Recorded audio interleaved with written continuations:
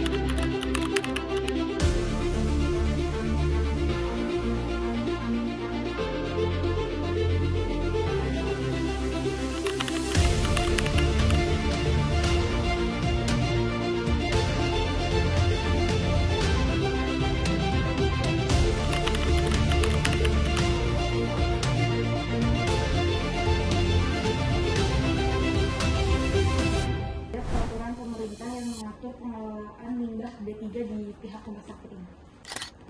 Kalau B3 sih tentang pengelolaan aja sih, pengelolaan limbah rumah sakit aja yang kita pakai kalau untuk B3.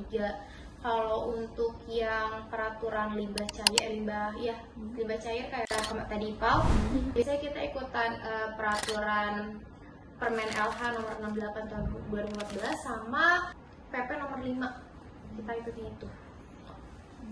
Kalau boleh tahu, itu kan tadi kan ada pihak ketiga ya. Nah, untuk pihak ketiganya itu rumah sakit ini tuh kerjasamanya dengan beberapa pihak ketiga atau hanya satu? Satu. Sebenarnya satu ini karena pengangkut dan pengolahnya beda. Tapi mereka kerjasama. Jadi mereka kerjasama, tapi kita tetap di cuma satu ini aja gitu, cuma satu pintu. Sempat dibahas ya tentang yang kata kalau limbah dari farmasi itu rata-rata kalau misalnya mau sudah kadaluarsa itu dibalikan ke PT-nya. Kalau misalnya contoh kan kadang bayi kadang cuma setengah tablet, kadang setengahnya itu nggak digunakan. Itu biasanya dikemanain gitu? Karena kan nggak mungkin kita kasih lagi ke pasien kan? Ya. Nah itu bagaimana? Oke, sejauh ini untuk pasien-pasien yang setengah tablet itu biasanya sih nggak pernah sih, kadang selalu pas gitu loh. Terus kalau misalkan limbah-limbahnya kita balik lagi ke pusat gitu, jadi diolahinnya di rumah sakit pusat, karena jadi rumah sakit pusat yang entah dia olah atau dia balikin ke distributornya kayak gitu. Karena kita kan emang di sini termasuk rumah sakit cabang juga ya, jadi di arena seperti pusat. Apa aja sih tantangan pengolahan limbah di sini selama berdirinya rumah sakit ini? Tantangannya adalah ya kadang SDM-nya yang nggak tahu gitu. Kadang kalau misalkan itu balik lagi yang sampah benda, ini paling sering tuh pasti kayak gitu, limbah yang benda tajam masuknya ke limbah padat, itu sering banget kayak gitu. Dan ada beberapa malah kadang ada yang masuk kok sampah domestik. Padahal kan kalau sampah domestik kita nggak kelihatan ya, itu numpuk-numpuk. Nah itu banyak sih. Jadi sih tantangan di sini tuh kayak gitu. Jadi kita kasih tahu ke bagian unitnya juga ada susah juga. Ya itu balik lagi ke SDM-nya. Kalau yang satu ngerti, dari yang selain nggak tahu gitu. Banyaknya segitu kalau tantangan di sini untuk kalau limbah ya. Apakah ada dokumen atau surat jalan yang wajib ada gitu dalam setiap pengangkutan limbah? Oh ada. Manifest biasanya dari pihak ketiga memang dikasih surat jalan manifest. Karena kan setelah kita timbang tadi di tempat yang kita tadi di basement, itu ditimbang ulang sama mereka gitu. Dan itu nanti mereka ngasih surat jalan, terus berapa di kilonya, kayak gitu. Karena kan pembiayaan limbah B3 itu tergantung berapa kilo yang diangkut setiap bulannya, kayak gitu. Jadi pasti ada surat jalannya, karena beberapa pernah ada kasus itu pengangkutnya itu buang limbah B3 itu di pinggir tol. Itu sering banget kan, gitu. Makanya kalau misalkan kita kerja sama pihak B3-nya nggak iniin aturan, kita ngerinya gitu, dan rumah sakit yang kena, bisa gitu sih. Prosedur penanganannya kalau misalnya itu terjadi kesalahan kayak seperti tadi. Konsekuensinya. Konsekuensinya tuh. Oh, kalau misalkan salah naruh limbah gitu kayak gimana? Oh gitu. Paling biasanya kita tegur sih. Kalau sekali mungkin kita tegur secara lisan ya, dan bisa diperbaiki. Cuman emang kita biasanya minta kronologisnya, kenapa itu si sampah bisa masuk ke limbah yang beda tempatnya. Karena itu pun kalau misalkan di itu juga termasuk kan safety pasien dan safety karyawan juga ya maksudnya. Dan itu juga harus dilaporin ke dinas kesehatan kalau misalkan ada kejadian kayak gitu. Biasanya sih kalau misalkan itu ditegur secara lisan sih, kalau cuma sekali 2 kali sih.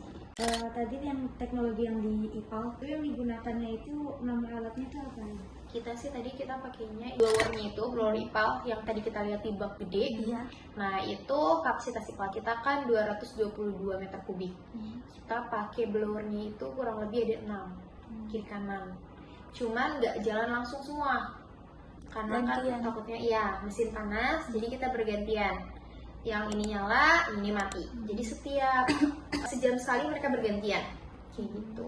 Itu karena kita rutin pemeriksaan air limbah tiap bulannya. Itu kan ketahuan ya, kita kan pemeriksaan air limbah itu mulai dari fisik, kimia, dan biologi. Kalau semuanya memenuhi standar berarti aman buat lingkungan. Orang kayak misalnya airnya itu udah yang benar-benar udah bisa bagus gitu, dialirkan ke, maksudnya alirkan ke umum gitu, maksudnya kayak jadi ke jalan gitu. Ke sungai. Karena kita balik lagi, kalau IPAL itu punya perizinan ya, Dinas Lingkungan Hidup. Itu ada Pertek IPAL. Jadi emang dari awal kita emang udah nggak diperbolehkan untuk masukin air IPAL kita ke badan air. Makanya harus diolah terus, gitu. Emang udah nggak boleh dari awal. Mungkin ngelihat badan air sungai juga kan udah banyak yang tercemar ya, takutnya juga tercemar, kita nggak ada yang tahu gitu. Itu laporan ke dinas berapa kali? Berapa sebulan? Berapa kali? Kalau untuk limbah B3 biasanya kita itu per semester, 6 bulan sekali, kayak gitu. Karena kan itu juga kita harus pemeriksaan udara, air tanah, terus juga air IPA, terus limbah B3, kayak gitu. Jadi emang satu kesatuan di laporan lingkungan hidup sih, kayak gitu. Tapi pernah nggak Kak dari pihak pemerintahnya ngelihat langsung proses pengelolaan limbah di sini? Udah baik pasti. apa belum? Kemarin terakhir di bulan Agustus mereka kesini itu. Cuman kadang kan kalau misalkan sesuai dengan peraturan, kadang ada aja yang nggak sesuai ya, kayak gitu. Makanya kemarin ada beberapa yang harus kita perbaiki. Gitu. Karena sekarang pun untuk perizinan BPJS, perizinan kayak akreditasi segala macam, itu kan salah satu syaratnya itu kalau perizinan limbah B3 dan perizinan IPAL. Nah itu pasti mereka selalu lihat di situ sih. Nah kan kalau pengolahan yang nggak baik, nggak benar, takutnya jadi ini juga ya. Sekarang banyak kasusnya kayak gitu soalnya. One is the loneliest number that you'll ever do. Two can be as bad as one. It's the loneliest number since the number one. One is the loneliest number that you'll ever do. Two.